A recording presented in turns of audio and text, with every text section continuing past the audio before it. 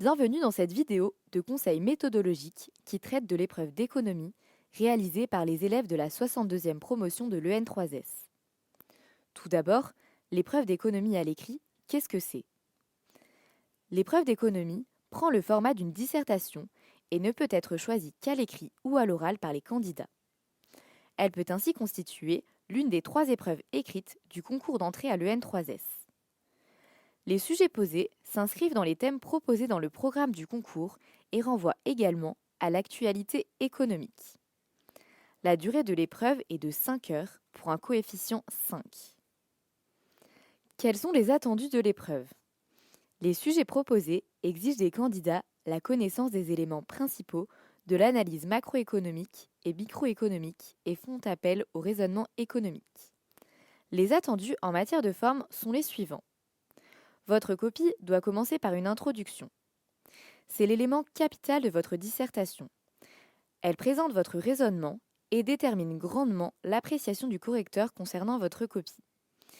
Il est attendu qu'elle soit synthétique, problématisée et dense en références. Elle doit être concise, c'est-à-dire à peu près 2 pages, mais exhaustive. Privilégiez l'exhaustivité toutefois, car l'absence d'éléments sera plus sanctionnée. Elle se compose de 4 parties. Une accroche qui doit être courte et montrer tout de suite une tension. Une définition des termes, une problématique et enfin une annonce de plan. Le plan dépend du sujet et de votre analyse. Les titres de parties doivent se ressembler et se compléter. La norme est généralement un plan en 2 parties, segmentées chacune en 2 sous-parties. Les titres doivent résumer les idées de la partie et répondre à la problématique. Chaque sous-partie apporte une réponse à un élément du sujet. La conclusion donne lieu à une recommandation dans son contenu. Enfin, optez pour un style d'écriture simple. Aérez et structurez au maximum la copie. S'agissant du fond, voici plusieurs conseils. L'introduction est un enchaînement harmonieux et problématisé. Attention, beaucoup de candidats veulent citer des chiffres et théories économiques, mais il est préférable de rester simple en suivant le triptyque suivant. On affirme, on donne un exemple, on donne un lien de corrélation. Il s'agit de détailler sa pensée et non une théorie économique. Ensuite, il est conseillé d'entrer directement dans le sujet et d'éviter les parties historiques en 1A.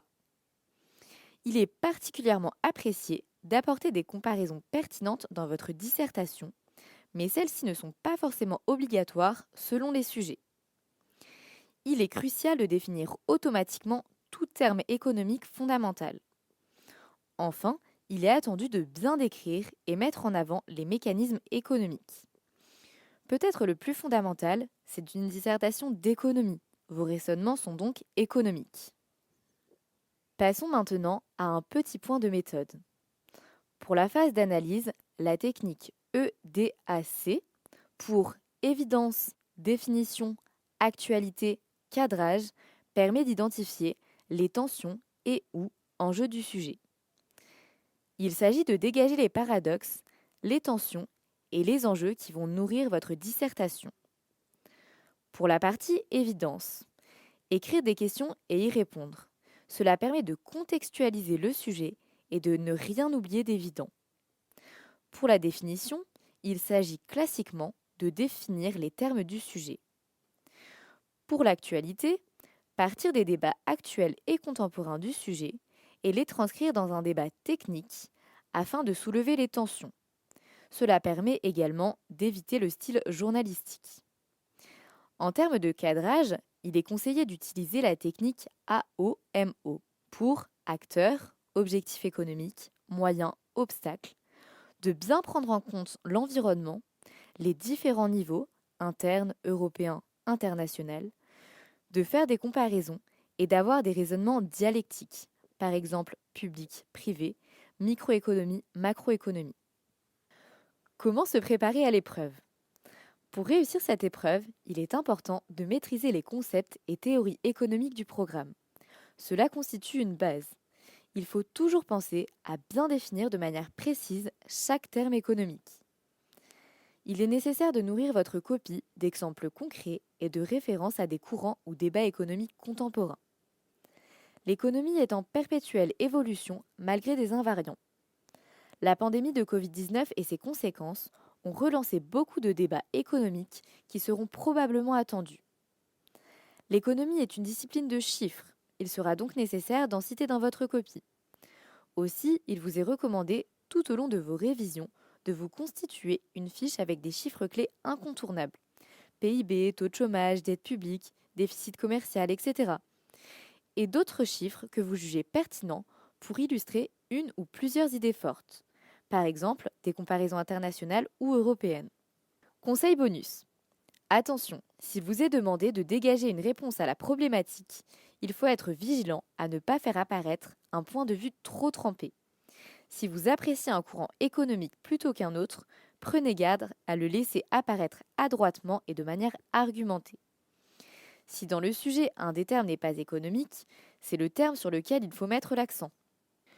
Le jour de l'épreuve. Devant la copie, autorisez-vous à réfléchir attentivement au sujet. L'erreur serait de foncer sans prendre le temps d'appréhender le sujet dans sa globalité. Cette méthodologie n'engage que les élèves de la 62e promotion de l'EN3S ayant contribué à cette vidéo. Il ne s'agit pas d'une méthodologie communiquée par l'école. Merci d'avoir regardé cette vidéo et n'hésitez pas à consulter les autres vidéos tuto méthodo ainsi que nos fiches méthodologiques pour vous préparer au mieux au concours.